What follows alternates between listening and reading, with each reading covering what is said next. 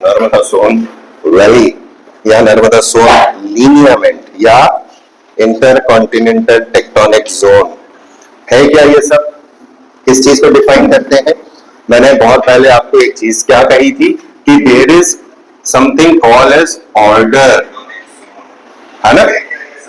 Order का मतलब क्या हुआ? लैंडफॉर्म के ऑर्डर होते हैं, उसके अंदर फर्स्ट ऑर्डर को हमने देखा था कॉन्टिनेंट हो गए, ओशंस हो गए। सेकेंड ऑर्डर के अंदर हमने देखा था जहां पर प्लेट टेक्टोनिक्स काम करता है।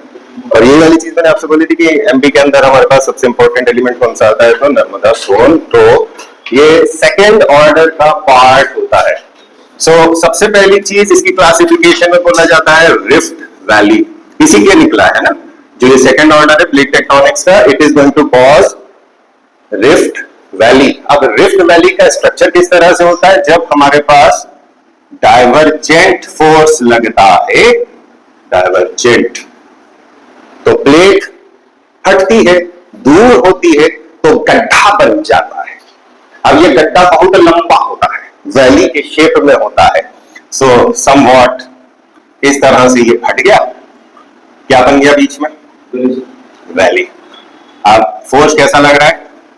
डाइवर्जेंट। तो किसी समय पर ये डाइवर्जेंट था, अभी नहीं है। सो डाइवर्जेंट कब रहा होगा? जब वो वाले फोर्सेस या टूटने वाले फोर्सेस चालू थे। अभी की तारीख के अंदर इसमें कंप्रेसिव फोर्स लग रहा है, दोनों तरफ से नहीं लग रहा। एक तरफ से रेजिस्टिव है, एक तरफ से कंपल्सरी लग रहा है। लेकिन अब क्या चल रहा है? पोस्ट हिमालयन ओरोजेनी,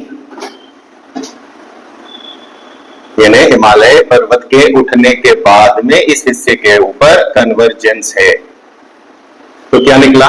रिफ्ट समझ में आ गए? अब ये जब रिफ्ट होती है तो ये इस तरह से दिख रही है आपको।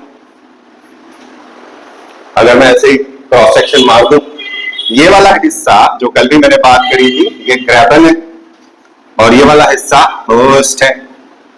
हायर पॉइंट ऊंचा हिस्सा और लोअर पॉइंट।